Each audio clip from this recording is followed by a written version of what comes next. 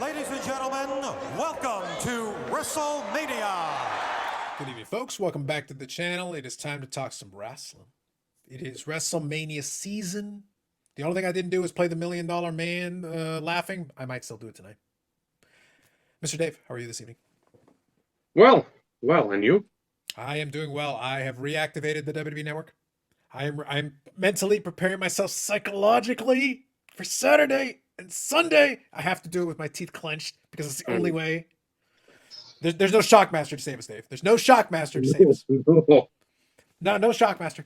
To be clear, like if I was gonna give a synopsis to this is a WWE production in the sense that it's not that there isn't going to be some good stuff on here. There is 100% going to be some good stuff on here, but it is surrounded by a lot of why. Did you really have to? Is this the best you could do? A lot of that. That's kind of the issue that I have. It's not that there's nothing good here. I see plenty of good, but how we got there is my question. The possibilities that were left on the table that were not fully exploited. Even as I watched a little bit of the television leading into it, I'm like, was I moved? No.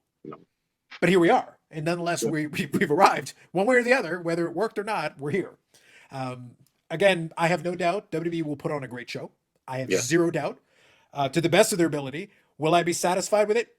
Spoiler, no. I know this about myself in advance. I know I'm going to be disappointed and pissed off. I know, shocking. I'm glad you're sitting down.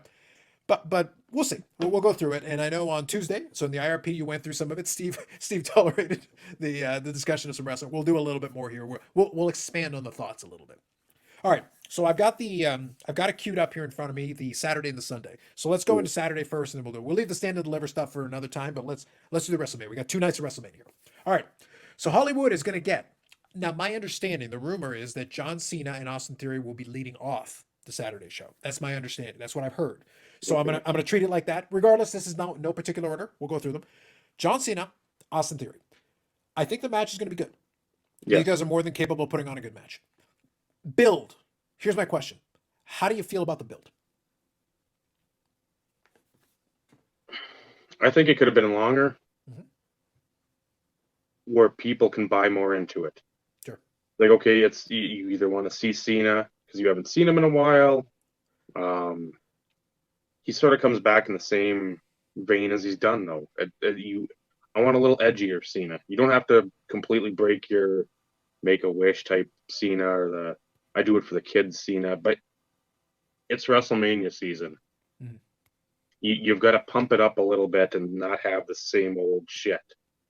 You need to. This is your marquee.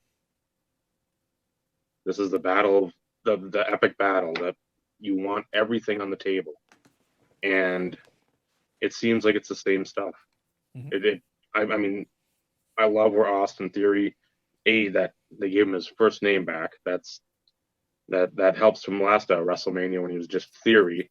I don't buy into that because it's Stone Cold Steve Austin. Well, you can't have an Austin. There's not 2 of 1 name out there. I just think Austin Theory's development, though, has been kind of weird. He's interesting because I think he has all the tools. Yes. He looks the part. He can talk and all that. But what's funny is I understand they were trying to tell a story, but they had John Cena run him down in a promo. And in the promo, effectively, John Cena had no interest whatsoever, but the audience talked him into it. Let me be clear about this. John Cena had no interest in this whatsoever. Didn't give a shit whatsoever. Ran Austin Theory down and saying, like, no one cares about your matches. And I'm like, well, you're not wrong. I feel like you're making some valid, I'm not the biggest John Cena fan, but I feel like the man's making some valid points. He's making some solid points. And I'm sitting there like, I expect Austin Theory will win this match because, frankly, he needs it. But at the same time, I'm going to point out, like, John Cena's entire gimmick leading into this is he doesn't give a shit. John Cena never gives a shit. That's the joke about John Cena at WrestleMania. Like, he can lose. Leading into it normally, he's like, this is the most important match of my life. Blah, blah, blah. In this case, he's like, I can't be bothered. But the crowd wants me to do it, so fine. And that's literally the John Cena build leading into it. So if John Cena loses, why does he give a shit? Yeah. So Dave, seriously, question. What's the stakes? Austin Theory needs to win so he doesn't look like a loser. But at the same time, I could almost see I could almost maybe. Dave, here's a controversial take. I expect Austin Theory to win. But what if John Cena wins? Just to fuck with everybody. What if John Cena wins, becomes the US champion, Austin Theory's kind of back at square one, but he actually has to like respond to this loss. Because him just beating John Cena in there, yeah, he'll come back and brag about it, but who gives a shit? He's basically where he was before. If Cena won, again, this is fantasy booking 101. Yeah, I'm just posing the question. It would be great for him to then sort of turn into that sort of, I got another belt. Yeah, and be an asshole. Yeah, I would actually enjoy that. But then, in fairness, that would mean John Cena would have to stick around a little bit longer, kind of develop that a little bit, and then Theory then has the opportunity to then kind of work his way in and then beat Cena in something that actually feels like, okay, now I'm having to force you to get into this match with me so that I can get this back, and now it feels like I've done. Because otherwise, it's like, yeah, it's just a match to throw in there. A lot of these matches, as I go through this, you're going to notice a recurring theme from my perspective. A lot of these matches are like, it's paint by numbers. WrestleMania, we need a John Cena match. Austin Theory, you get the John Cena match. Here you go. Check. Mm-hmm. And you're gonna get, and I'm gonna get that a lot as I'm going through these. There's a bunch of them where it's like checkbox, checkbox, checkbox. We need to have it, so checkbox. It's like the Undertaker back in the day. What the fuck's the Undertaker do? I don't know. You face the Undertaker. Checkbox.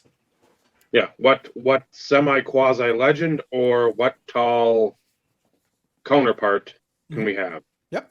What Nathan Jones? You're around. What Giant Gonzalez? Okay, come on down. Whatever we can do. Yeah, and there's a lot of that. So it's like, I think the match will be fine. I think these guys are more than capable of putting on a solid match. Yep. But I struggle to find a reason to care. Yeah. It when you can't get emotionally invested, it doesn't do any good. You can have the 5-star matches, the 20-star matches, the Dave Meltzer splits in 10 matches. It doesn't matter if you can't actually care about the match for something other than it's A versus B, or in some of these instances, A versus B versus C. Mm-hmm. You need to have something more where it's like, I want to watch this match because I want to see retribution. Mm-hmm. I want to see a comeuppance. I want to see revenge. I want to see something happen where the villain finally gets his, or you just hate the face where it's like, I'm tired of seeing Hogan. I want him to lose. I'm tired of seeing Cena 10 years ago. Mm-hmm. I want to see CM Punk beat him because just do something different, but give me that reason. So what you're saying, Dave, ironically, is that the long-standing joke has been that AEW doesn't have storylines, and I literally have a WrestleMania match who basically had one promo where the two guys were in the ring, one promo, and then Austin Theory having a promo in an empty arena by himself, and that's your build for WrestleMania. Yeah, to be clear, that's a story. That's the story, the intricate, detailed story. You know, John Cena is actually an actor, right? He's really good in Peacemaker. Like, he's actually quite good. He clearly didn't have much material to work with because, like, all right, run down Theory, and then we'll have him do a promo in the empty arena in response to you, since you're busy doing other shit. Again, John Cena is too busy to deal with his shit directly. I'll see you at WrestleMania. It'll be fine, kid. Don't worry about it. Like, it plays out like in reality. So why would John Cena give a shit? I have no reason to believe he gives a shit. Austin Theory has to give a shit. He doesn't have a choice. That's not a compelling drama make. No, not at all. For the finish, I'd love to see where, let's say, Theory does the old cell phone selfie deal. Mm-hmm. While Cena's down, and then as he's like going to put his cell phone in the corner, he drops it so the ref gets it, puts it in the corner. Cena low blows him and FUs him. Yeah, that would at least be something. That'd be at least be funny. I would kind of enjoy that. So fair enough. Okay, prediction time. I'm going to assume that they're just going to go paint. They're going to go, chalk. I assume Austin Theory will win so that he can move on and do something else. John Cena will go back to working on projects and stuff. That's my assumption. So I will go with Austin Theory. Your thoughts?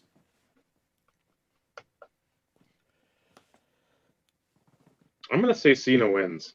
Okay. I'm giving the WWE way more credit than they deserve or that they will ever figure out on their own. But I can see Cena winning and at least setting up a short-term program, even if it's to the next pay-per-view where he drops the title back.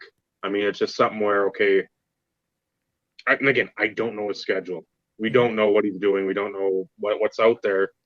The long term would be maybe to SummerSlam, maybe to Money in the Bank. One of those two. Because again, SummerSlam's bumped up now. It's not the end of August. It's the end of July. So now you're not working that extra month. So a 4-month program with Austin Theory, I don't know. But I can see it. It'd behoove the WWE. Because again, now what are you going to do? Sort of not foreshadowing down the road, but what do you do after a lot of the main event type events or matches for this WrestleMania? Now, how do you sort of step forward with what you're going to do? And I can see that sort of helping out the TV. So you get Cena back on TV. It's like, okay, the people want to see him lose. They want to maybe starts getting a little more edgy, maybe bring people back, and who knows? You did it with Reigns. Mm-hmm. You went from a completely bland, yay, Superman punch spear, woo, to now he's a little cocky asshole. And it's like, oh, acknowledge me. Yeah, I can do that. So maybe Cena sort of does that, and again, giving the WWE way too much credit that they'd actually figure something out like that. But I'll say Cena just to be hopeful, because as we are entering spring, hope springs eternal. Look at you. Sounds fair. And it would be the better storyline play if you want to have a little bit going forward. And since you mentioned Reigns, when we get to Sunday, I got some thoughts on Mr. Reigns. I will both praise and damn with faint praise, because I got a little bit of both for that one. But let's move on. All right, second one here on the list. I'm just going in order of what is listed here. We got Charlotte Flair and Rhea Ripley for the SmackDown Women's Championship. Again, I think it'll be solid.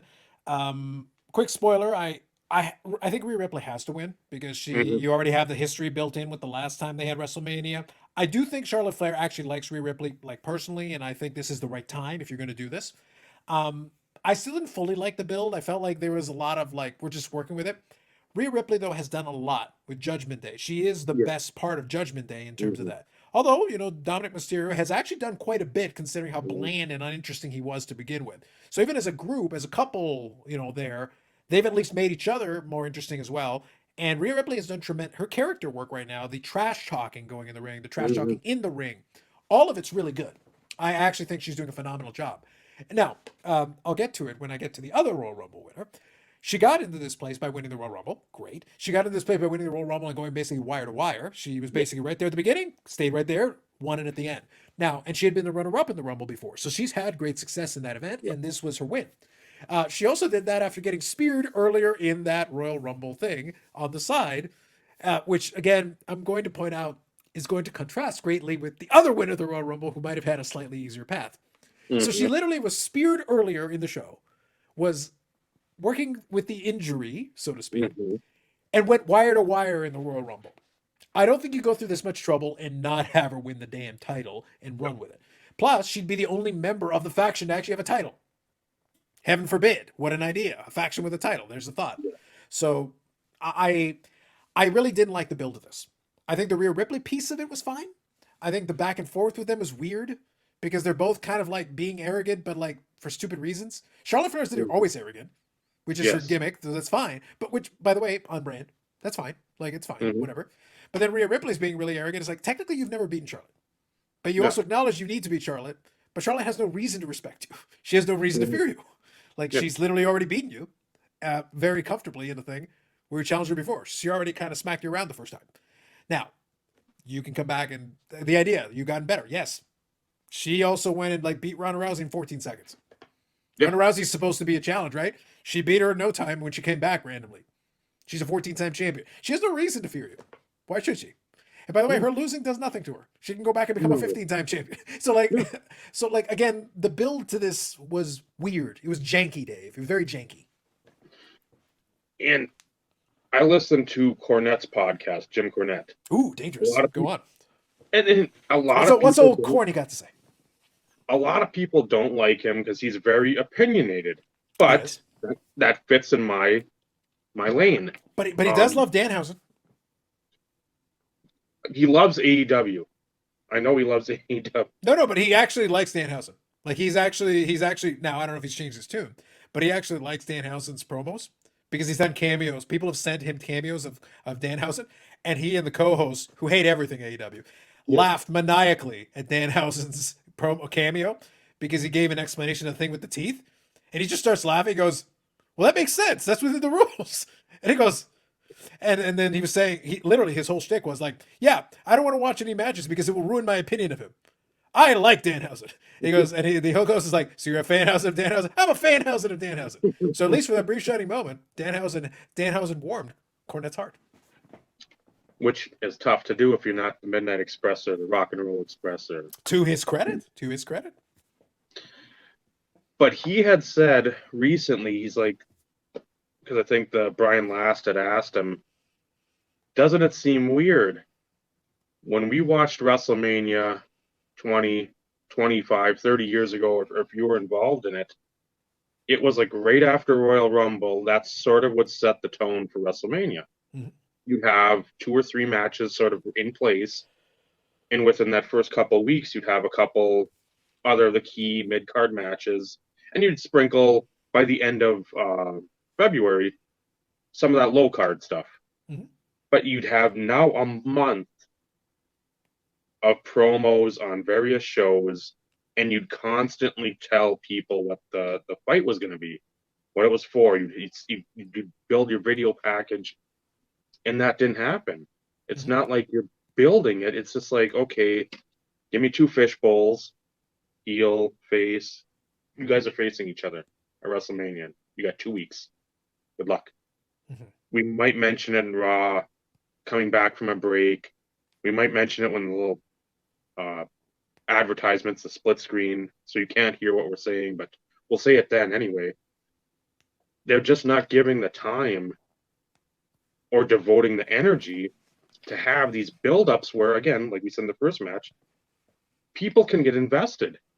Again, you're not going to get invested in a 4-way tag match. That's not going to happen. That's spot fest, that's filler, that's getting people on the card. But when you have title matches and you have marquee names, you figure you want to at least sell of the card, I'd say 6 matches, 6 to 8 matches with these people in there. And be like, at least with these ones, these fights, these matches, you want to put a little more time and effort.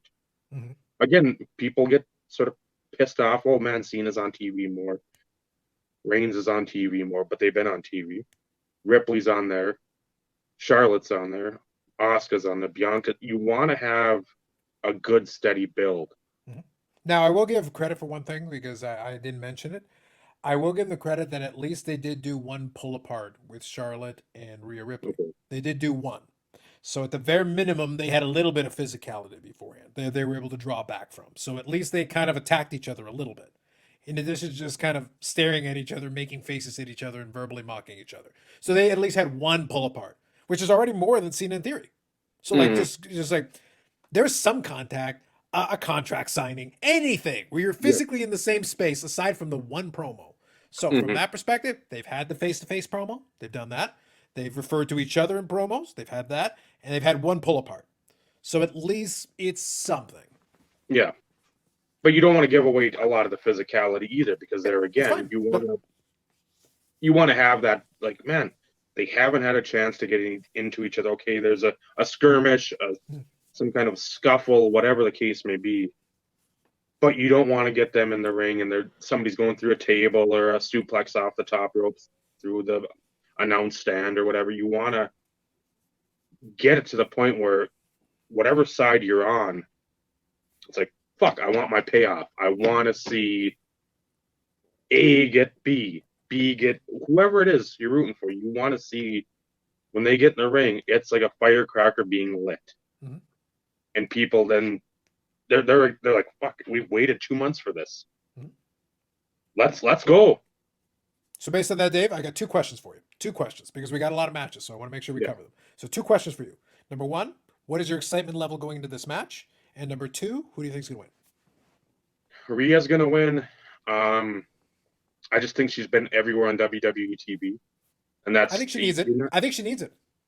And that's she needs it. And like you said before, having that faction now have somebody with a strap, that brings some validity to them. It's not just a bunch of emo people wandering around and sulking and pissing on in people's cereal. It's like, okay, now we're legit. Mm-hmm. Yep. Now come at us. Mm-hmm. So I think she wins. She deserves it. Her character progression from the last year has been phenomenal, and I'm not excited, but this will be a match I want to take in, and hopefully you can see some difference in Rhea's in-ring work with Charlotte. Mm-hmm. Just a little more passion, a little more, I won't say eagerness, but you see a different level. She's like, okay, now I'm Charlotte's level now. Mm-hmm. So I expect that to be a pretty good match. Good stuff. Now, next up in our filler category, speaking of another level, but a much lower, more painful level, we got Becky Lynch, Lita, and Trish Stratus taking on Damage Control. Please allow me to go first. I have a pet peeve, Dave. A major pet peeve when it comes to wrestling. I feel the way about this that you feel about ranches and people who own ranches. It angers me. Factions, Dave. And I'm keeping my voice at a calm level. I'm trying to restrain myself. Factions, Dave. Gain validity. Speaking of what we just talked about, the Judgment Day thing, where it would help Judgment Day to have a singles champion in the fold. It gives you additional credibility because they've done a good job. I like what Judgment Day has done on the whole. Some of it's a bit silly. We'll get to that again in a minute. But at least having that champion in the fold, in the faction, gives it, hey, we're not just around here just screwing around. We're actually doing a couple of things. We're trying to win championships. What an idea. Damage Control is the most ineffectual, worthless faction in a very long time. And they have no excuse for being. No. They've won the women's tag team champion, which is a worthless title. Right in the vein of the 24/7 title. It's garbage. It's worthless. The only time it was ever legitimate was the first time it was won when the people who won it gave a shit. And then every single time since then, it's worthless. Dakota Kai is cursed with the tag team championship because she will never have a meaningful tag team title reign ever. Go back to NXT. It never works. Tag team, she should avoid the tag team championship like a plague. But here's the problem I have, which makes it worse. Individually, I like all three talents in that faction. I think all three talents in that faction are very good. Bayley was a women's champion for about a year. There was a chunk of time where her and Sasha Banks literally did like a 2-woman power trip thing where they were the champions of everything. They had all the belts, basically.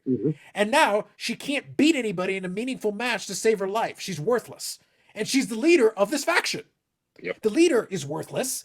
Your tag team champions are ineffectual. Io Sky is very good. Dakota Kai is the least of the three, but that isn't to say she's bad. She's better than a lot of other people who are on the show. So if she is the weak link, quote unquote, and she's still pretty good, pretty solid, and she should be allowed to do some stuff. But when they're combined forces, they're a broken, decrepit, crumbling, Ultron. It's garbage. It's trash. They suck. Now, with that said, Dave, the other side is Becky Lynch, who is still promoted as like a super mega uber star, which fine. She's earned that right. Great. You got Trish Stratus and Lita, 2 Hall of Famers. Great. There's no reason for them to be there. No. Lita, very much in the last couple of times she's been in the ring, is showing her age. And there's nothing wrong with that. That's not meant as disrespect. But here's the thing. I don't need... WWE has this problem where when they come to WrestleMania and these big shows, they have to heavily rely on part-time talents and quote-unquote legends. And they string them all over the card. But what they've basically said is, we suck so bad at building our own people that we need them for star power because we can't make stars ourselves anymore. We're not capable of doing it. So you've got this match that I'm supposed to give a shit about. Becky Lynch and Lita are the tag team women's champions for all the nothing that's worth. Trish Stratus is there for reasons. Because you need a third. Because Damage Control technically has 3 people. By the way, former women's champion on the other side. But she's worthless. Who cares? She and Becky Lynch are not equals right now. They're not equals. Becky Lynch is like 5 times higher than her on the card, and the tag team champions and Dakota Kai and Io Sky are stooges. Yep. So why should I give a shit? This is a pre-show match, Dave. Yes. This is a pre-show. Just get it out of the way. Who cares? Becky Lynch lead and Trish Stratus win, unless, caveat, unless Trish Stratus turns heel. If they want to make it interesting, and she decides to do something villainous and throw a little bit of a twist in there, because Trish Stratus literally has done nothing since she's come into this thing. She literally just showed up, and she's just kind of there. But there was a little bit of a look in the last little promo thing they did, where I think the Miz was questioning Lita and Becky Lynch and talking about why they wanted to be there, and I think she mentioned why they would want to help Becky Lynch, whatever, blah blah blah. And Trish Stratus didn't really say anything. I'm only throwing in that caveat. If something like that came to pass, I'm a little bit more interested. A Trish Stratus heel turn would be fun. I'm not counting on it.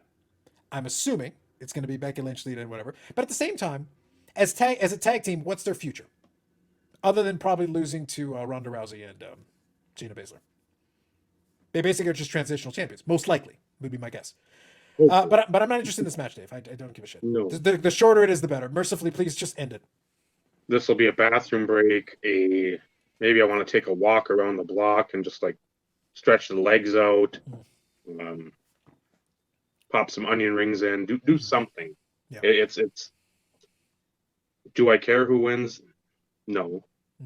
I'd like to see Bayley. I like Bayley a lot. I'd like to see Bayley actually do something meaningful. This faction, when they first came back, they got a good reaction. Yes. If they had actually been interested, by the way, for all the credit Triple H gets, she did Bayley dirty on this one. You brought him back. You literally rehired Dakota Kai to do what? This is bullshit. This is bullshit for Dakota Kai. It's bullshit for Io Sky, and it's bullshit for Bayley. All three of them got screwed out of this. It should have been maybe kind of shortening up what I said earlier. I wanted to vent on this one because it pissed me off. A faction only works in this scenario if they're a threat. They have to feel like they're a threat. If they don't feel like they're a threat, then a faction is worthless. The female version of 3MB is not something that we need right now. No. It doesn't work. Now or ever. We don't need it. So the point is, Becky Lynch, Lita, and Trish Stratus, if I just take it on paper, they should destroy Damage Control. Because Damage Control has shown nothing to indicate to me they're a legitimate threat. Mm-hmm. So if there's no shenanigans, if there's nothing to add a little spice, a little bit of it, I threw that other thing out of left field just because it would be interesting. It would throw a little bit of wrinkle in this, maybe make it interesting. But outside of that, then this should be effectively a squash. Yeah. And again, I'm in the same boat. I want to see Damage Control win, but again, unless there's shenanigans and tomfoolery, I figure it's going to be Becky does the disarmer on Dakota Kai, Stratus factions hit on somebody, and Lita does a moonsault or what did she do, like a Bronco Buster? I can't even remember. Well, hopefully, if she does do a moonsault, hopefully she doesn't kill herself. The last couple of moonsaults I've watched her do are really bad. Yeah, but like, bless her. At one point, she was pretty good in the ring, but like, not right now. And again, we've talked about it many times with cards. We've talked about it with sports players. The only undefeated person or entity, Father Time, hasn't lost yet. So time to give it up. We'll see. All right. Next one. On paper, could be good. I would expect the match will be good. So Seth freaking Rollins taking on Logan Paul. Now this goes under that category I said a moment ago, though. Legends. Celebrities. Yep. Special attractions. Let me put celebrities and special attractions together. Let me just lump them into one category. That's basically what this is. Logan Paul can go in the ring. We know this. We know Seth Rollins can go in the ring. We know the match will be good. I think the match will be good. Why am I wasting Seth Rollins on this? No clue. Because WWE creative, for what we've already said, you hope something clicks. You're wasting a guy in his prime that should be holding some sort of belt. So he should be a top tier, top flight promoted marquee guy, and he's in the Sami Zayn spot from last year. I'll be honest, if it was up to me, I would literally do the switcheroo, and I'd put Austin Theory against Seth Rollins for the U.S. Championship, and I'd put John Cena versus Logan Paul in an attraction match. I just put them in one match. Hell, they could have a little promo battle with each other and do like a wrap off or something. Yeah. At least that'd be entertaining. Be kind of funny. The entrances are going to be good no matter what. Now, do you think? I'm predicting that Logan Paul shows up with the chain with the Pokemon card. He's got a promo. He's got to rep his Pokemon card. I think he's going to do it. I think he's going to do it again at WrestleMania. And I think he comes out with a Clydesdale, and he's got somebody with him. Fantastic. On a Clydesdale. Love it. Because that person, if you think of what's going on this weekend, Vegas to LA, what, 30, 40-minute flight? It's pretty short. You can literally hop over from. It's a hop, skip, and a jump at that point. Yeah. So I mean, again, the stars are aligning, literally. All I'll say is this: this match will be good, but I don't care.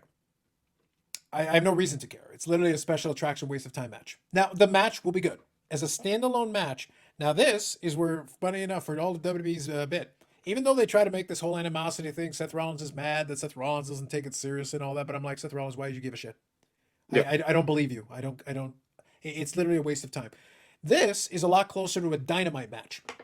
This is. Yeah. I'm going to put two of you together. This will be entertaining as a standalone match. This will be a fun match to watch. But there's no reason for it to happen other than this will just be fun. Just throw them together and it'll be kind of fun.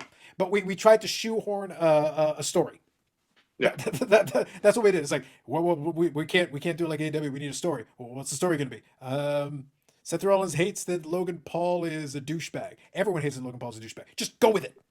Okay. He hates he's a douchebag. Okay, just go with it.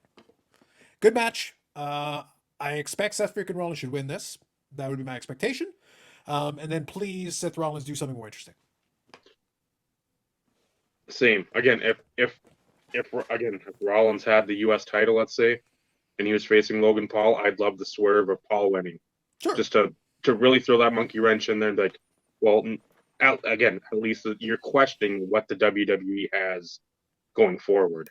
Correct. Rollins needs pay-per-view wins. He needs premium live event wins. He needs to have that on his record right now more than Logan Paul, because Logan Paul, all you expect from him now in the ring is just to show some freakish athleticism. Yeah. And that's what I want to see. I don't need to see him do anything else except do the buckshot lariat better than Hangman Page, jump off the top rope better than AJ Styles. I mean, I want to see that. Mm-hmm. So again, I think Rollins, and he needs it. I don't know what he does next. If they go back to, and we'll talk about it down the road, if he fights another possible champion or somebody that wins the championship. So yeah, again, we'll get to that when we get to it. Sounds good. All right, next up, we got the Battle of the Mysterios. Rey versus Dom, the prisoner, Mysterio. Storyline wise, it's lazy. It's really lazy. I do appreciate Dominic Mysterio's assholeness. I enjoy that aspect of it. I think that's good. I think Rey Mysterio's reluctance got really old for me. It's like, just punch him in the face. Just punch him in the face already. Just get it over with and punch him in the face. They did finally get around to it, thankfully. He punched him in the face. And agree with it. Rey Mysterio really doesn't need to be wrestling at this point. He's literally going to Hall of Fame. Like, he's literally going to Hall of Fame. Rey Mysterio was wrestling even before Mexico and Lucha Libre, like his early days. Mm-hmm. Rey Mysterio wrestled in ECW. Rey Mysterio wrestled in WCW, lost his mask in WCW, got his mask back post WCW. WCW ended 22 years ago. Mm-hmm. Rey Mysterio already had a nice list of accomplishments at the end of WCW. Yeah. Add another 22 years on, a couple of world title wins, including one that John Cena totally screwed him out of because John Cena's an asshole. I didn't forget John Cena. I didn't forget Mr. Good Guy all the time. No, you're an ass. And that's what made me laugh about that whole bit. But anyway, the point is, in the ring, Dominic Mysterio isn't very good. No. He's not terrible. I think he's okay. He's good at being slimy. I like his sliminess. Yeah. I feel like as a manager, basically, like as an annoying mouthpiece thing where he'll do some of that, getting heat from the crowd at this point. Like, I like this whole, he was in the prison for one day and then played it up as like, oh, now he's hard. I like that. I feel like I feel like his character work has accelerated greatly ever since he separated himself from Ray. As a character, he's taken Yes. leaps and bounds. I enjoy him much more as a character. In ring, he's still kind of meh. Oh, by far. Yeah. So it's almost like I love the personality. I feel like the personality that this whole Judgment Day thing has brought out of him is he's infinitely more interesting as a character, but in ring, I don't need to see him do much. I feel like he needs to be, speaking of Judgment Day, him and Priest as a tag team, I can work with that because then Priest can kind of do the heavy lifting. He can do he's not terrible in the ring. There's worse. There's much worse. He's serviceable in a tag team environment or a multi-man tag. Okay, we can kind of get around some of your limitations and let you do just enough. Be slimy, and there you go. I like that combo for that. But yeah, the singles match, like, okay, you tried to shoot in, the storyline. Okay, but what's the upshot? I'm assuming Ray wins. Question. There is a little bit of an element of murkiness to this one, though. You could have Dominic. This is their first direct encounter. Yes. You could have Dominic Mysterio win to like lead you to a rematch with some stakes, because right now there's no stakes. It's just a match. Yep. So I feel like Dom Mysterio winning gives you a reason to have a follow-up match, maybe with something on the line. So I don't know. So 2 questions, Dave. What's your excitement level, and who do you think's gonna win? My excitement level is a little higher than the Flair Ripley one, oddly. Fair. Okay. Because, like you had mentioned, the development from where Dom turned at the Battle at the Castle, whatever was over in Scotland last. Clash at the Castle, I think. Yes. When he turned there, it's like, okay, you're still in the good guy mode. You're the little bookworm nerd and staying after school and teacher's pet. And as you've seen, sort of like the not darker, but I mean, you just see the transformation. As you said, grimy, slimy, sleazy. I mean, it's just like, it's almost like a nightclub owner in an old USA Up All Night movie. You're like, man, this guy, he comes on the screen and you're just like, this guy's a dick. He just needs to get slapped. And the crowd has that energy now for him. Yeah. So that's what I mean. Like, I feel like it's done so much for him. Whoever came up with this idea, it was the best thing you could have done for him, because otherwise he was the most generic, uninteresting, vanilla nothing. And at least in ring, he's still nothing to be excited. Yeah. But there is room in this business for sleaze. If you are a sleazy character and you can be sleazy like that, there is room for you. We can find a place for you that we downplay your weaknesses and we play up to the strengths. Your strength is your character work now. You've actually got a character. Yeah. And like the facial reactions and it's a limited storytelling. But again, you said the one day in prison, and then he's starting to wear like the Conan the flannel. Yeah. All I need is a couple of olales and arriba la raza, and we were good to go. I don't know if Conan gets involved because he's inducting Ray for the Hall of Fame. There you go. But I can see the entrance being Eddie and the lowrider with the hydraulics. I can see that for Dom coming out. Maybe wearing like the do-rag with the tie and I mean, that presentation alone, that might be like the 3rd biggest pop of the night. 3rd or 4th biggest pop, just for what he comes out as. I could see Ray bringing out the Hall of Fame ring. I can see Dom using that to beat Ray, then putting it as a necklace or something, or a chain through it. This does a lot more for Dom, and as you said, sets up something, maybe either a mask versus, I don't even know, cutting the hair, doing something, shaving the head, or a retirement match for Ray. Sure. So Dom, and I don't know if Priest will be there with him, because again, Balor's got his match, depending on the night. Yeah, we'll get to that. I've got it listed here. We'll get to it. Yep. And Rhea, depending on where she's at slotted in. They're going to be doing their thing, so I see Damian Priest at least somewhat being possibly involved, and that might be where Conan comes out and But yes, shenanigans, Dom wins, people probably fucking lose their minds and are just like incensed. And maybe if Dom could say it, I did this for my uncle, who's truly somebody I really consider my real father, Eddie Guerrero. Mhm.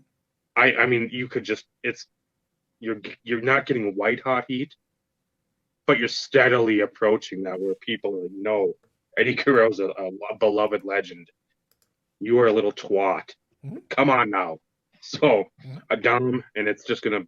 I think Ray would be more than happy to do the job for his kids. So Yeah, I don't think Rey Mysterio needs anything. Like he's literally going to the Hall of Fame. Like his legacy is secured. It would do more for Dominic to actually have that, to raise up his level of villainous and sliminess to just another gear. Like how shameful are you willing to be? How low are you willing to go? Mhm. And like there's room to play with that story. And there's an opportunity if you want to have a rematch of some kind. If you play it right, if you give yourself space for that, it could be done. It could be done. So I could see that. All right. And think of Ray. Think of Ray 17 years ago. Mhm.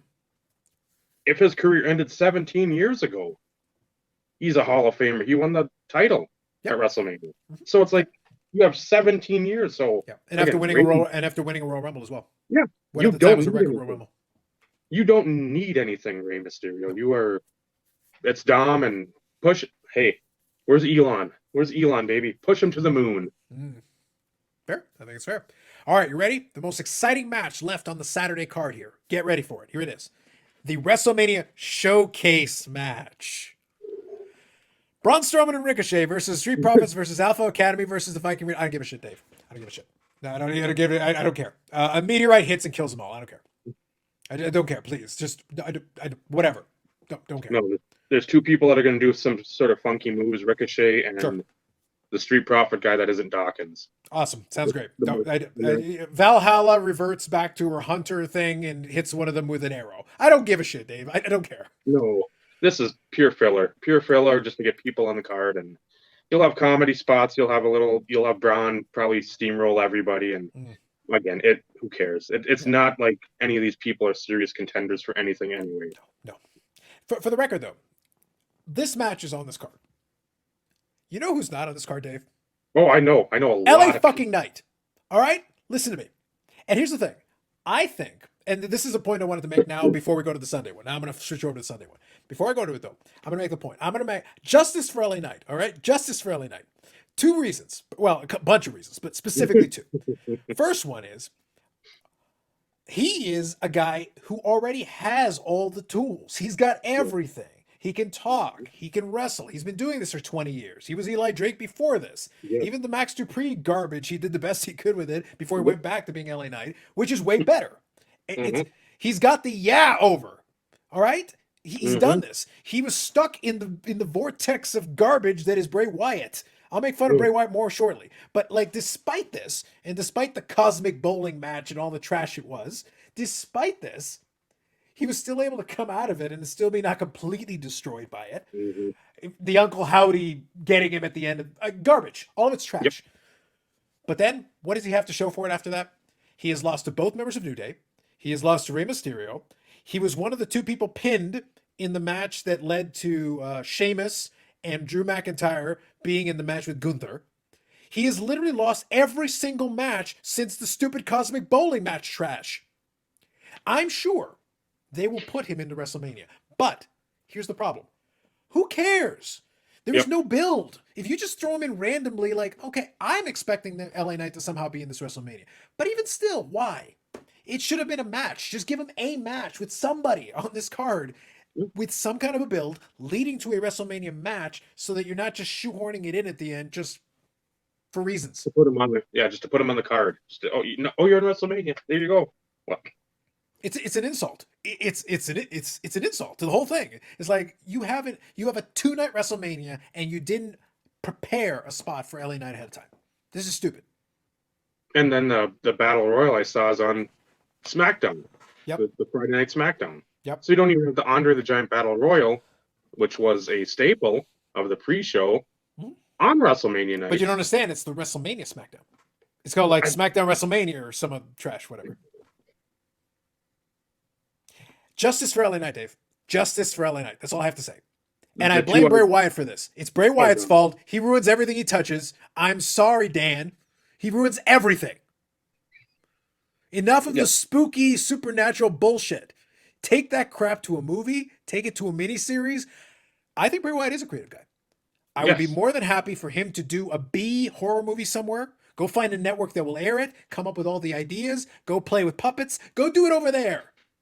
Stop ruining wrestling. It doesn't work in wrestling. I don't need spooky, scary shit. I could rant on this for like an hour, Dave. I'm not going to. But all I have to say is one thing. Just one thing, Dave. Once upon a time, Bray Wyatt stole the Undertaker's powers and still couldn't beat the fucking Undertaker. Mhm. At that point, he's a loser. He's Husky Harris. Screw you. Go away. Get off my screen and never come back. I'm done. Bo Dallas greater than Bray Wyatt. Oh, easily. Easily. At least once upon a time, we both believed.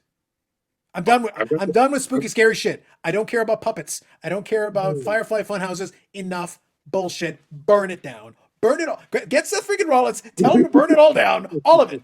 Burn it. And stop trying to ruin LA Knight. Because he tried to ruin LA Knight. And it was a vortex of trash. All right.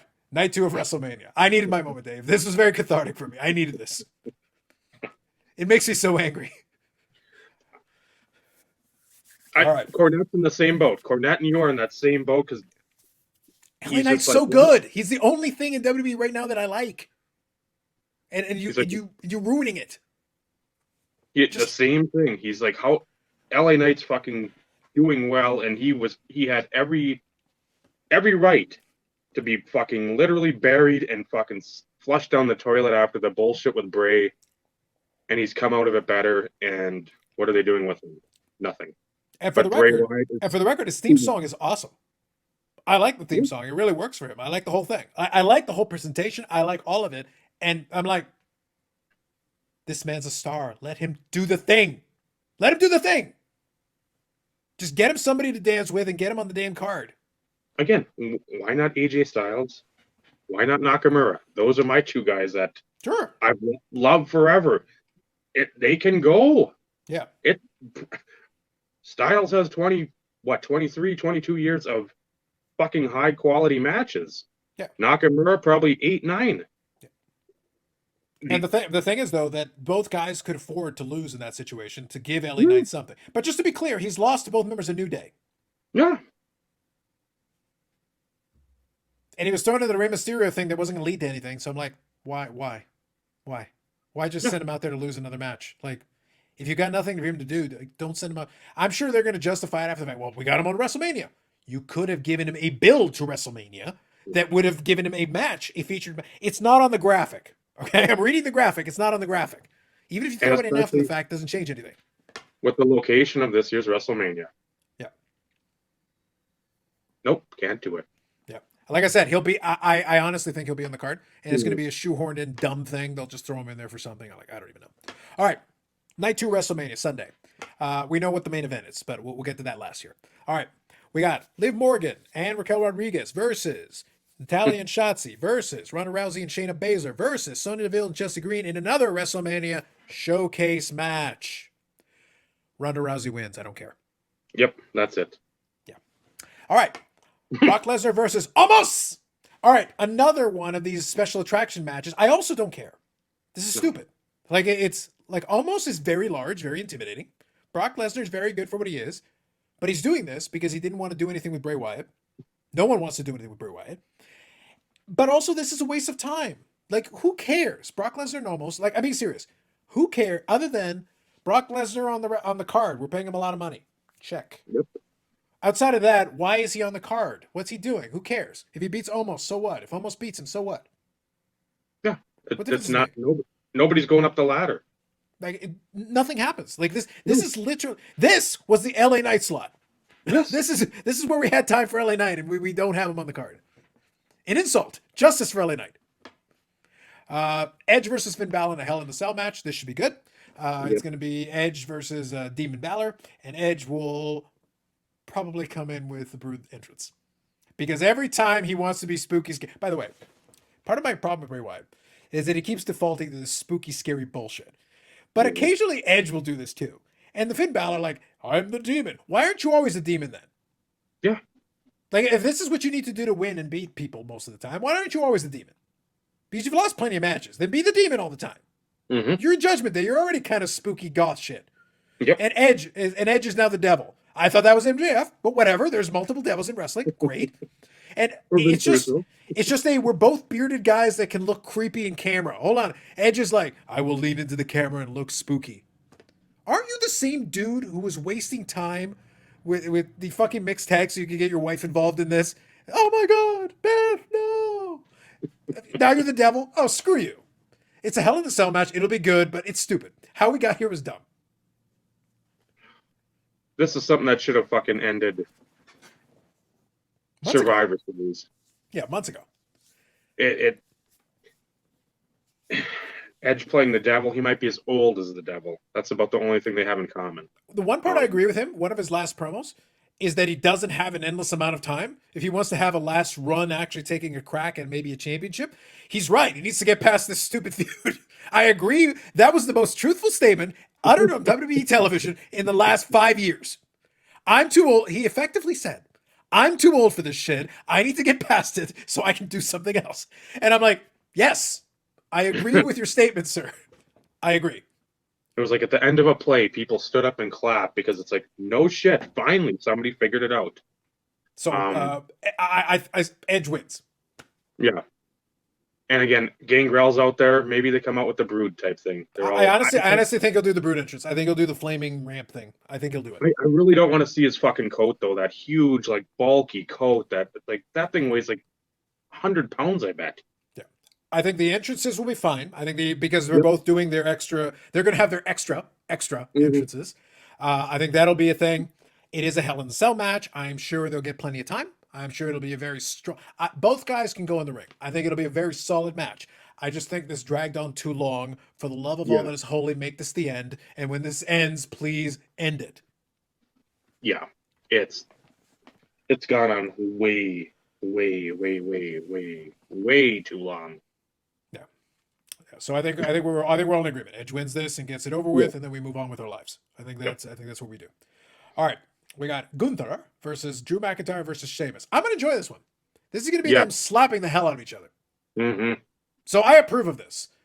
I think Gunther wins because right now I feel like he's not going to lose until it's like the appropriate one-on-one match. I feel like Gunther, if he's going to when he's going to lose the title, is going to be in a one-on-one match where then it kind of leads into him going to the next level.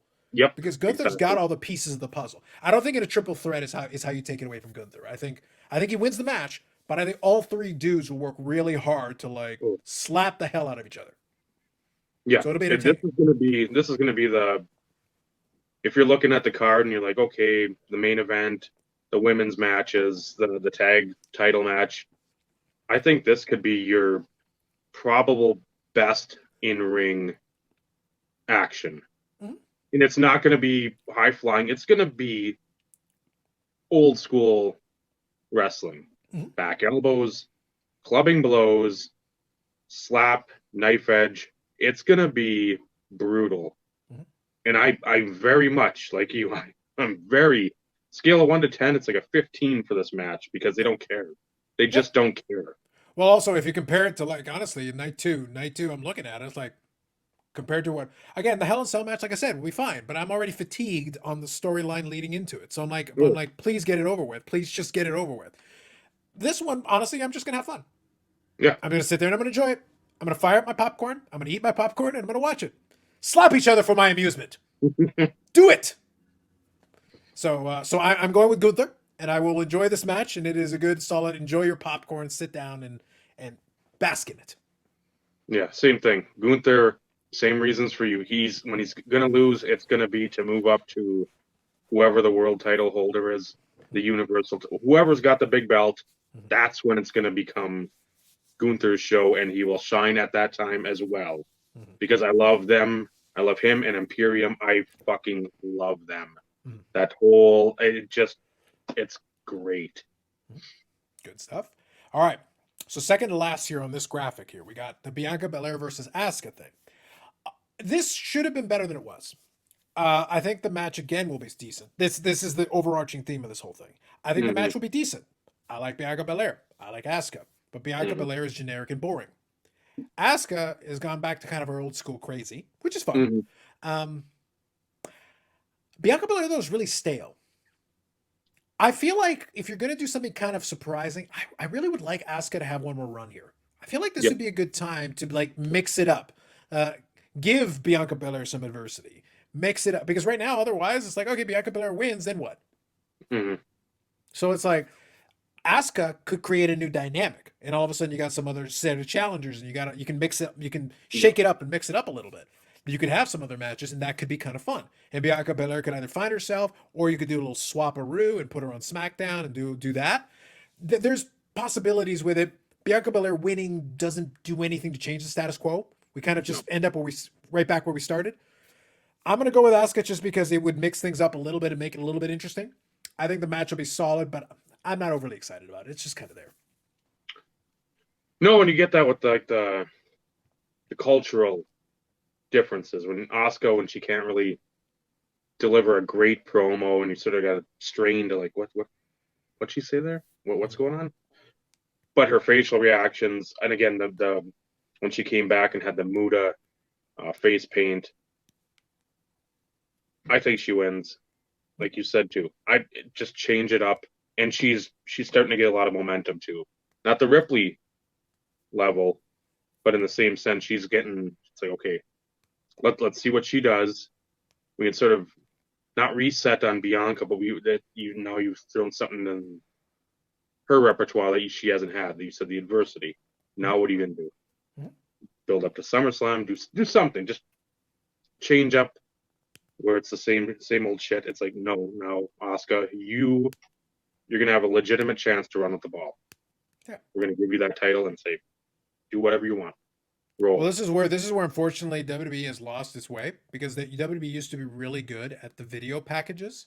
They can Mhm. still do them from time to time, but all you'd have to do is explain properly in the lead up to this, not right Mhm. now at the 11th hour. Yeah. It would have been good to be like, hey, by the way, remind people that Asuka's been doing this a long time. She's been very Mhm. successful a long time. She had a historic run in NXT where she was champion a very long time. Yeah. She has been champion on the main roster before. Remind people of her credentials. Update her resume in visual form to remind her, oh, by the way, she's quite good at this.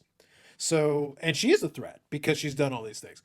And have her stop dancing and let her just be serious for a minute and just like kill people. Yeah. That's all you had to do. Let her do Mhm. that in the lead up to it. Ah, yes, this is why she is the threat. Nobody's ready for Asuka. That whole line, that's what Yeah. they mean. That's what we're referring to. Well, get the audience chanting, Asuka's gonna kill you, Correct. like they used to do. Yeah. That's all you have to do. Like, that's why I say, like, WWE was very half-assed on a lot of this shit. A lot of this shit was even the Gunther, Drew McIntyre, and Sheamus thing. Literally, they came up with that at the 11th hour after like Mhm. again we had to pin LA Knight to get to this. Again, justice for LA Knight. Justice. There were other people to pin. You idiots. You Mhm. could have done it to somebody else, but anyway, whatever. But a lot of this is half-assed. How we got there, either too long or just match WrestleMania. Good luck.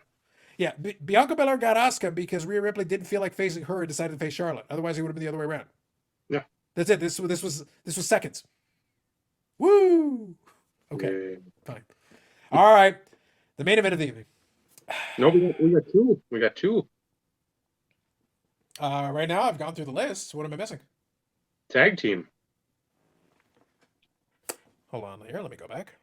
Did I miss it? Night one. Oh shoot! I'm sorry. I missed it. That was a night one. Night Okay. one. Night one is so. My apologies. On night one, thank you, Dave. On night one is the Usos versus Sami Zayn and Kevin Owens. Sami Zayn and Kevin Owens, the first of the two bloodline related ones. So yeah, let's quickly talk about this one. So I'm of two minds on this, and I'll include a link to the WWE Bloodline Supercut, which Mhm. covers a lot of ground and gives a good background on everything. Now, I want to say two things that are seemingly contradictory, but they're not. Number one, I think the Bloodline storyline has been one of the most effectively done storylines that WWE has done in probably a decade, maybe more. Because the Summer of Punk thing, initially, the Summer of Punk thing, was a really good storyline that ran for a bit and was a lot. It didn't quite finish. It didn't stick the landing, but it was Mhm. good. But there was a lot of it that was good. A lot of Mhm. it. But this one has run the better part of 2 years. So from a Yes. long-term storyline standpoint, this may be the most effective piece of work I've seen from WWE maybe in decades. It's really effective. Now, caveat. It started on a foundation of bullshit. Complete and total bullshit. Because when you watch the supercut, the first thing you start off with, where we start the whole bloodline thing, was the thing where Roman Reigns came back and he talked about how he was going to wreck everyone and leave. He started initially with that one. That was the first shirt that he had at the beginning. And he introduced that Paul Heyman was kind of advising him. So he's starting that whole thing. And this would continue and expand upon this universe. But here's the thing, Dave, and I have a question for you. I like everything that came after that. I like the whole tribal chief thing. I like the feuds that led out of it. If I go from this point forward, I am in favor of all these things. Why did he need to be the tribal chief in the first place? When he left, he didn't need any of that stuff. He was already in the main event all the time, without anything, without anybody. Why did he suddenly need it now? That has never been explained, WWE. No. That is bullshit. You skipped it. You just randomly skipped about 3 steps. We're on chapter 4 of this story. The rest of the chapters are very well written. I missed chapters 1 through 3.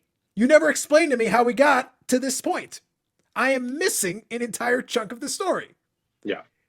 I've been asked to ignore the fact that I have no explanation for how we got here. I did forget. I did not.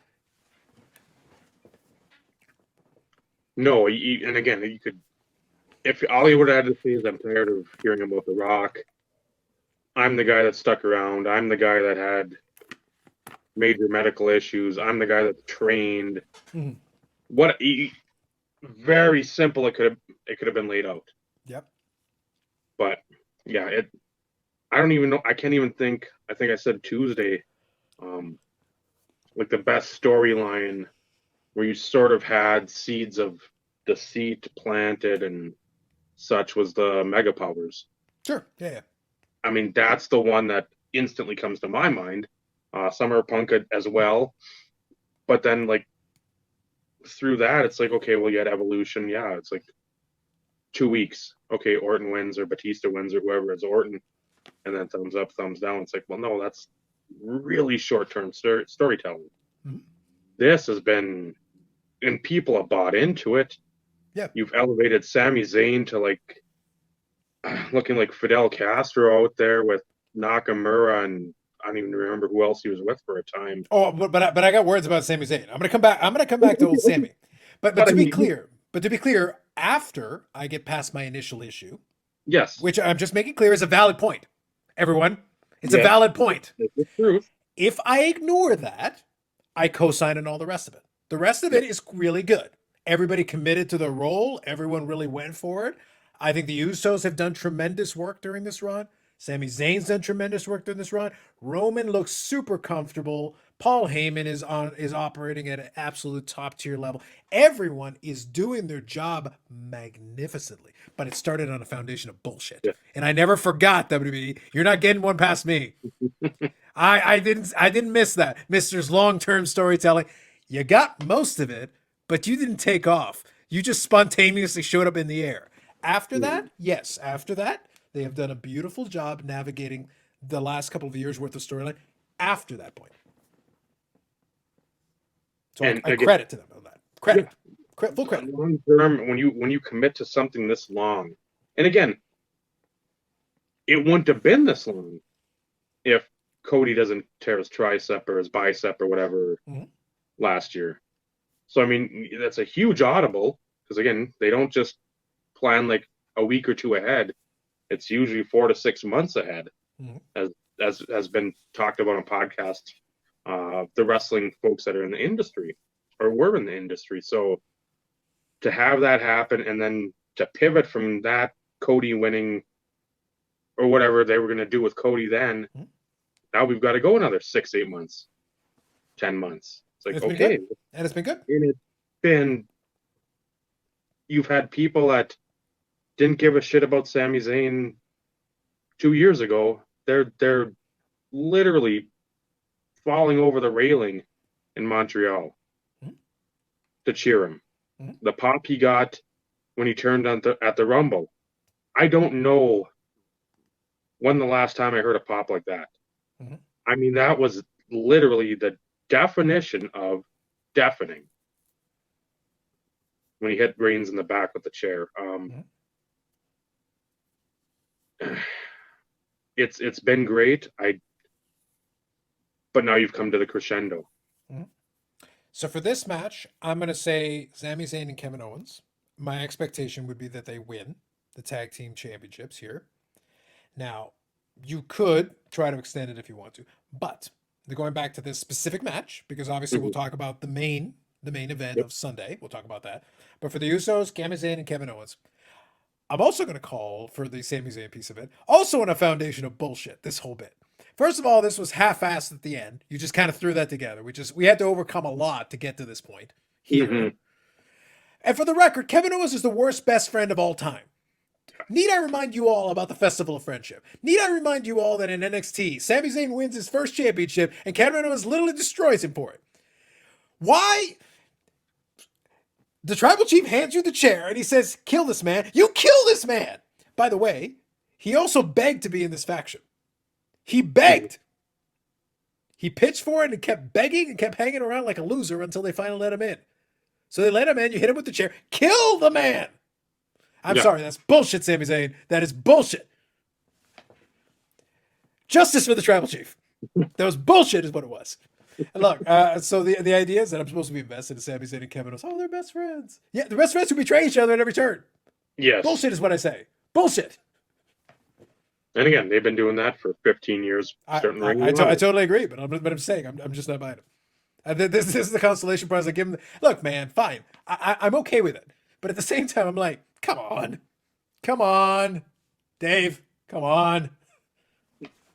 I fully expect, because I don't think WWE wants to sort of put a cap on this. I fully expect Owens to turn back on Zayn and just walk out sort of a la Rick Martel on Tito Santana on the Strikeforce Brainbusters match at WrestleMania 5. Look at you bringing in the WrestleMania 5 reference. How apropos. So, it makes too much sense. Could we see Sammy do that, though? That would at least be fun. I mean, it would. You want to talk about flipping the switch? Mhm. That's what I'm hoping for. Because I really don't want to see the whole bloodline, everyone in the family lose all the gold in one basic weekend. It just... Well, in fairness, the reason why I say that I could see them winning it is because I don't think they will all lose all the gold.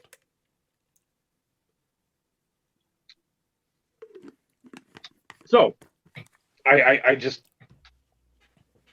If we're just picking, going by WWE booking to this point, Zayn and Owens.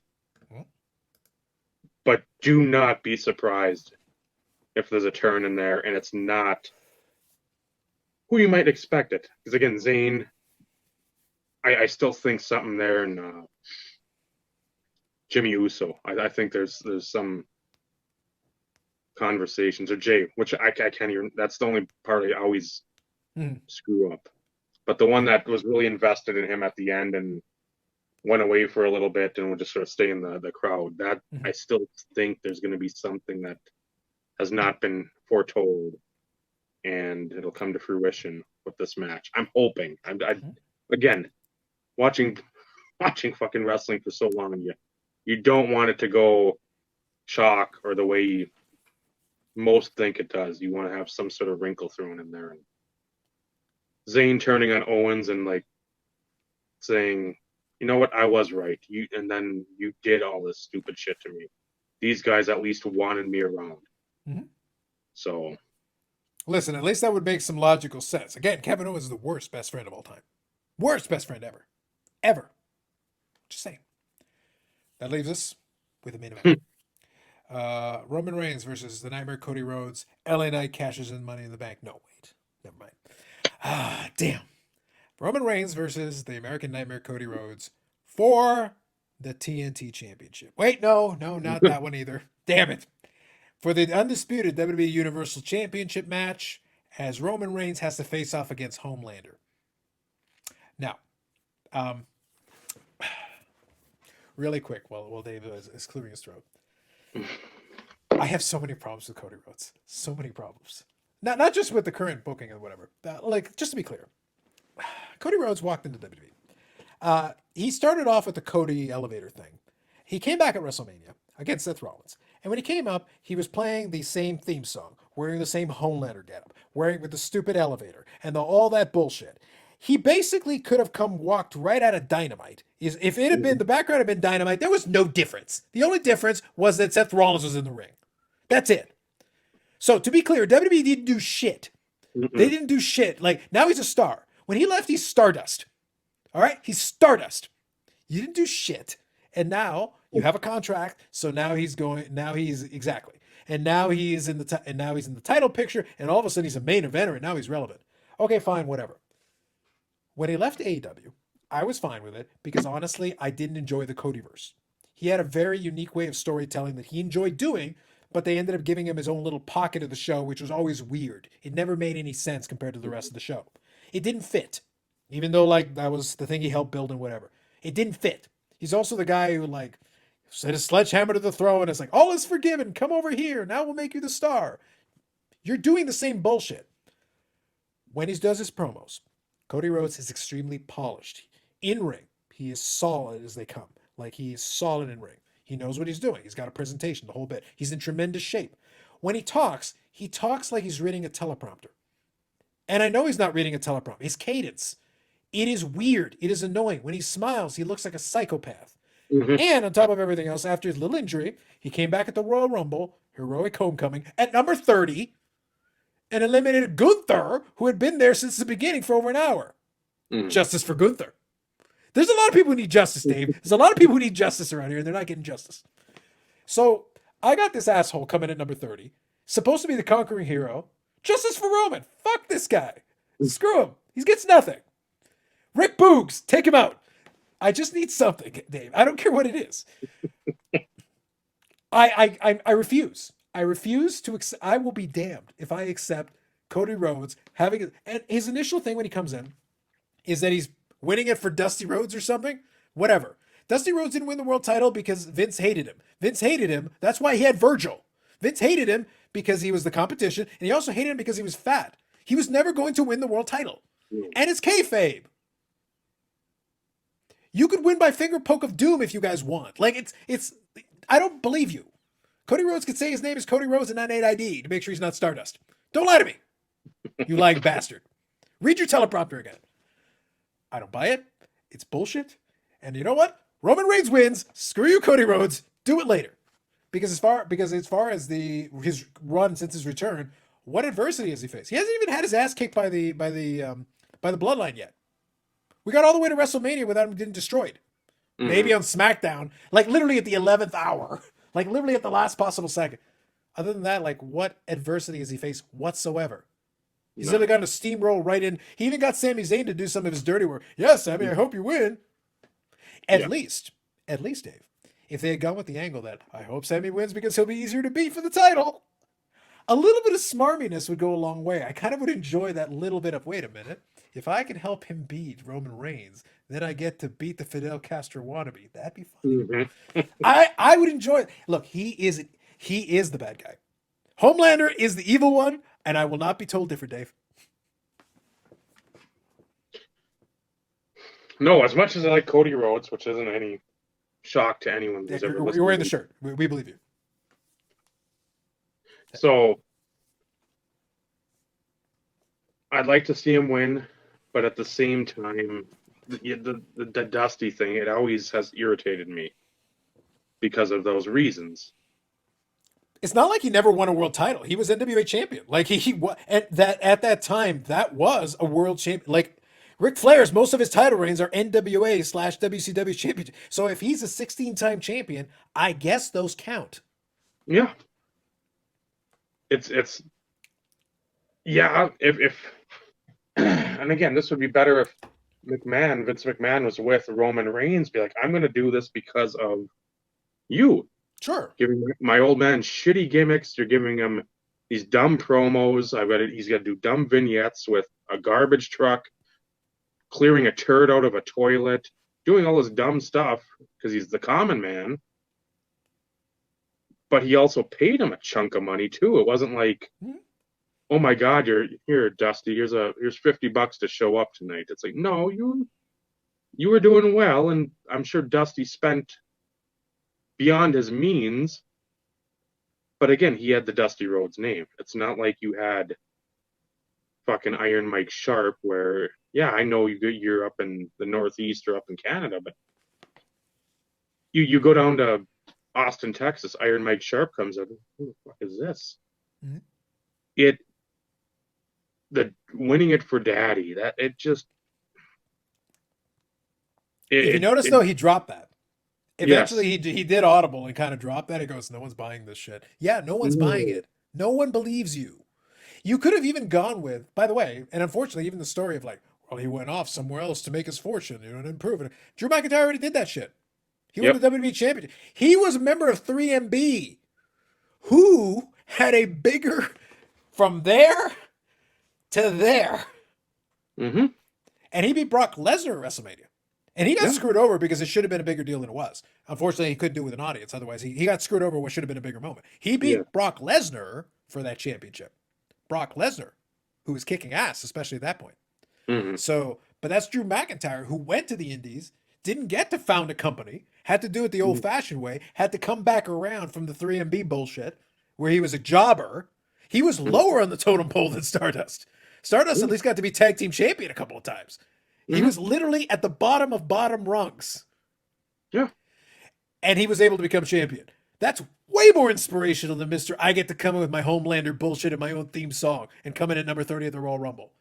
I'm sorry, Silver Spoon Boy. You get nothing. Do not collect Go. Do not collect the Universal Championship. Screw you. And McIntyre had the misfortune of McMahon saying he's going to be the world champion someday. Like, yeah, and he had to basically dive bomb to the lowest depths and then drag his way back up. That's a much more. They never even played that up. That was a way more impressive story from where he came from to where he ended up getting to. Way more impressive than Buddy here, who's basically contractually obligated to become champion eventually. Yeah, I'm not impressed. Like, I'm sorry, I'm unmoved. My prediction is that Roman Reigns, by hook or by crook, retains somehow to build to a proper conclusion where you give him some adversity, force him to have to go through something to actually get that opportunity. That's why I'm thinking the Usos lose. It's the beginning of the end of the bloodline, but it slowly disintegrates. But Roman holds the titles with dear life, trying to cling on to them here.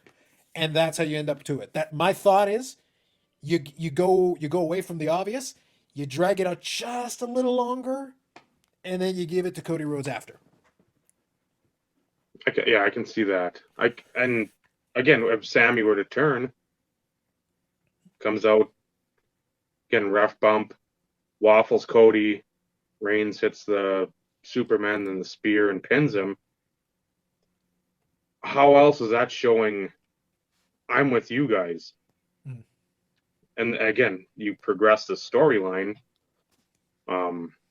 Honestly, I'd still like to see them split the titles back up. Yes. Because I really do think they need a title on each show to let the guys have their... Because right now there's a bunch of guys during Roman's reign, which he has deserved. He's done an amazing job with it. But at the same time, there's a bunch of guys who don't have any opportunity because there's one champion. And if you can't get over there and get onto what he's doing, then how are you even going to get on there? Like, there's no opportunity. Mm-hmm. So, yeah, it'd be nice to see Cody win because I like him. But at the same time, I don't want to because it's pretty much like the expected thing.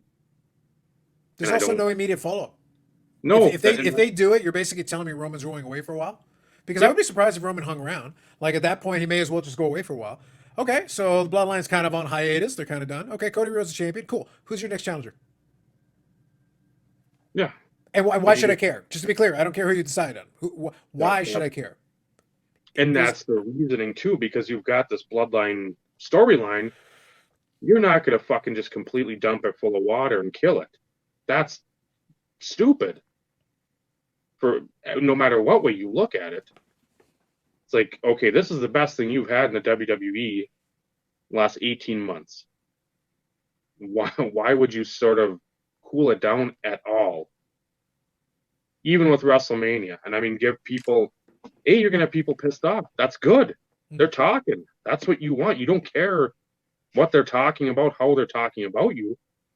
If you got them talking, you got them like shaking their fist at the fucking clouds, like, this is bullshit. We wanted this. Give a fuck what you want. I'd be shaking my fist too.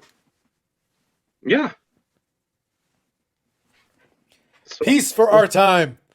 Vindication. it, Say it makes sense for him to win, but it makes more sense for him to lose. Yeah, From the business sense. Yeah, The I don't business, think there is a good follow up if he wins it in this thing, considering like the lackluster steps he took post return. He hasn't done anything to suggest like there's literally this story has had zero adversity for him. He just kind Yeah. of has been able to kind of show up, have some matches here and there. Like nobody's really. He ended Solo Sikoa's undefeated streak. He's beaten basically everybody that's been put in front of him. Nobody's really challenged him. Nobody's really pressed him. Nobody's really No. injured him or done anything. He came in number 30 at the Rumble. By the way, I did the contrast.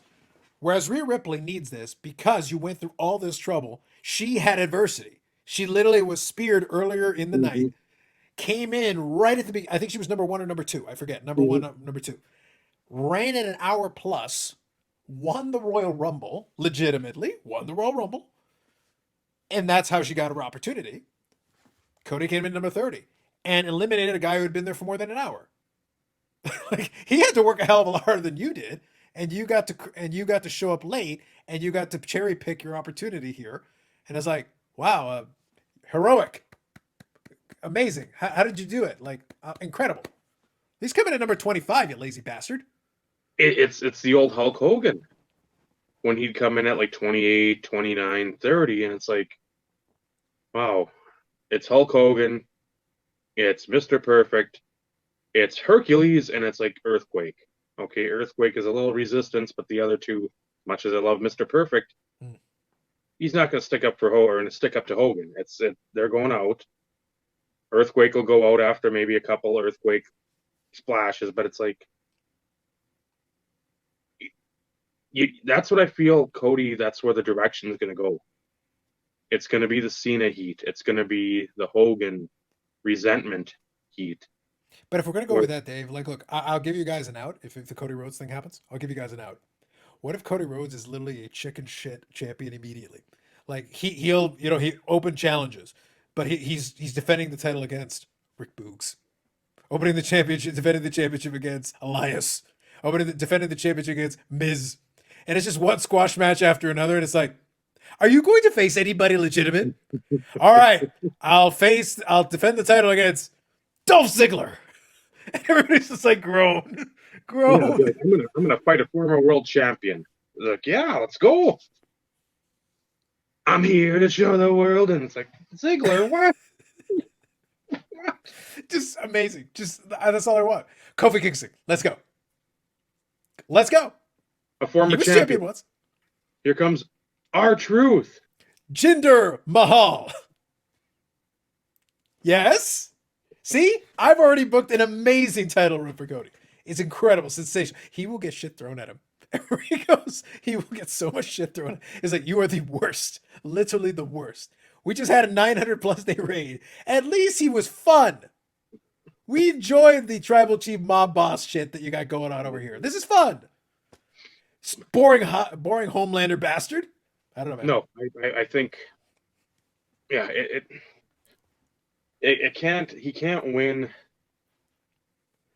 He can't win. If he wins, if he loses, it's better for him. And again, you put another stumbling block, and then he can actually do something and build up to whatever is next. Extreme Rules, Fastlane, whatever the hell the next pay-per-view is. It's like, do that. So Dave, we've covered a lot of the scenarios. All right. So commitment. What are we doing? I'm going to go with Roman Reigns retaining for the reasons that I outlined earlier. I think the tag team thing. I'm going on the notion. I'm saying the tag team championships change hands, and if that happens, I'm going with Reigns retaining to hold on to what's left of the bloodline just a little longer, just to drag it out a little bit more, give Cody a little more to do, and give him a reason potentially to come back and have a rematch of some kind. Then you can have it after that. That's the direction I would take it. But what say you? You can say Rick Boogs. I accept your response. Repo Man comes out. That would also be better. Way better. I accept Repo Man as my tribal chief. If these are my options, I accept Repo Man. Jeff Jarrett gets re-signed. Comes out with his Halliburton. I think he should be able to do both. I think he should win the WWE Universal Championship and defend it on Dynamite. That'd be great. Let's go. Against Mr. Hughes, his first match. Amazing. I see nothing that could possibly go wrong. I love it. I say Cody wins. I don't want him to, though. Mm-hmm. As much as I love Cody, I don't want it because it'll fuck up what the Bloodline's been doing in that storyline. And I think if they put the strap on Cody, it's going to fuck with that. And that's not what you want to do when you got something that's as universally lauded as this Bloodline, Sami Zayn, throw in now Kevin Owens a little bit, and Cody to a very minute degree in the corner. But so you're saying you're not willing to look past that to the next most critical storyline in the WWE, which is, will Damage Control ever win anything that matters? It's a very steep drop off, is what I'm saying. A very steep drop off, a rapid decline immediately afterwards. I think I can't look past that. I want to. The next pay-per-view will have 4 matches, and that's it. And it's all going to be Damage Control, Cody Rhodes, and LA Knight. In any semblance of winner take all, everybody gets the belt. There's going to be a wheelbarrow out there.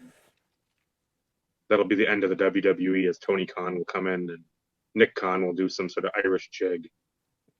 I think, look, if you're not going to give me my Rick Boogs thing, Cody could win and then be transitional champion to the obvious next successor, Jinder Mahal. We're coming up on the anniversary of him winning, because I think you won at the April or May pay-per-view. So I think that would be great. I think Jinder Mahal would be the obvious person for Cody to feud with the title back and forth. They could trade the title a couple different times, and Jinder Mahal could be an 8-time world champion. Cody could be a 9-time world champion. Very exciting. I can't think of anything like. I see those ratings hitting the low 6 digits. Can we go negative? Maybe. There's a possibility. There's a real possibility. Yeah. I'm sure we could. There's a margin for error. But yes. Let's hope for the best, Dave. Let's hope for the best. I stand by my idea. I think there's going to be some good matches in here. I think there's going to be some disappointments in here. And justice for LA Knight. Justice for LA Knight. Because so far, no justice.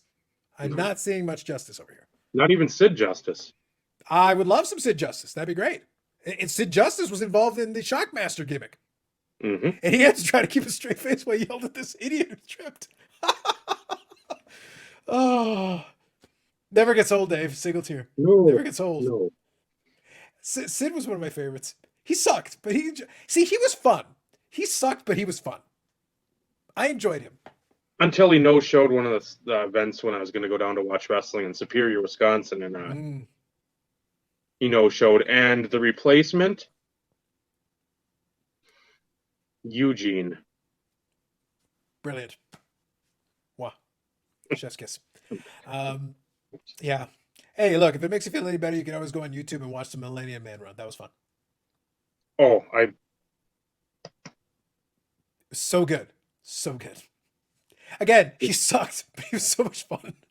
We all knew he sucked, and yet he could still get over. I don't know how. Just going back to him in the Hogan program. But he looks so crazy. He's so good. He literally looks like a psycho, which is great. His promos are very loud, and literally, who else but Sid? And we're winding this down, guys. Don't worry. Who else but Sid could be involved in the Shockmaster bullshit? Be involved in that, but also be involved in one of the greatest promos of all time. You know, I am twice the man. It's like I am twice the man you are, and have half the brain that you do. And then Kevin Nash has to look at him without dying of laughter. And I'm like, I died of laughter, and I was watching it. And I was like, this is, along with Steiner Math, this is one of those promos that will live in infamy forever. Forever. When can we start over? We're on live TV. That's a multi-time world champion, sir. A multi-time world champion in both promotions. In both major promotions. He is also the master and ruler of the world, Dave. Master and ruler of the world. And had a little brief run in ECW. I actually saw somebody recap that. It was fun. I enjoyed it. He sucks, but he was so much fun. Sid, Hall of Fame 2024. Dude, that guy should have been in the Hall of Fame years ago. You know, Years ago. Like, I'm sorry, for entertainment value, that man, it was entertainment. Not always for the reasons he was trying to be, but that man was entertainment. I was legitimately entertained every time I watched him do some bullshit. just don't have him jump off the second rope. No, clearly not. Listen, at this point, our only hope is that Sid will save us from Cody. You can still got another powerbomb in you, bud. You still got one more. That's all I need. I just need one. Those are brutal. They were just bad. Yep. So, Dave, I think I appreciate you, as always. Thank you. It's fun to chat wrestling. We had a little more time here, a little more time in this format. I will say this. I am hoping for the best on the show. Hopefully we'll enjoy it.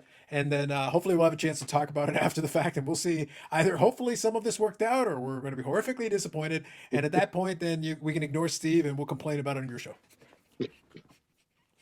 I think Steve is going to become the wrestling oracle.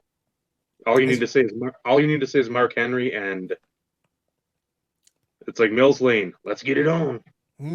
I think that's the right way. So that'll wind it down. So those of you who hung in there and put up with all this wrestling bullshit, I hope you enjoyed yourself. Hey, I said I was going to do it. I warned y'all. And the title is going to say what it is. So you have no excuses. None. So you can check out Amish Dave Archer on his YouTube channel of that name, and also the Insert Revolution podcast on that YouTube channel of that name, where you speak on matters and things and stuff. That's probably the best description I can give it. You got anything else? Again, if you look at Abe Simpson yelling at the clouds. I agree with that. That's a fair assessment. Yes. So good luck. This will air on Friday morning. So if anybody checks it out, you'll be checking it out before WrestleMania. You got all our picks. Cross your fingers, hoping for the best. And of course, as I mentioned already tonight, many times, justice for LA Knight. And screw you, Cody Rhodes. Screw you. Have a good night, everybody. Oh, more videos coming up on the channel and live streams on Friday at 8 p.m. Eastern time. And that'll happen on the Friday. So after I've done this, then there'll be more on Friday. And remember, like, comment, subscribe. Yes, indeed. Because all the likes go straight to Eric's bill. Mm-hmm. No matter what. It's like, and Eric's going to be like, but this is a pre-tape. It doesn't matter. Doesn't matter. Doesn't make a difference. He should read that contract a lot more closely. He can't read, so I mean, that's on him, though. He was distracted by the crumble cookies. Fair, though. Very fair. It is. Anyway, thank you, Dave. Appreciate you. We'll talk again soon.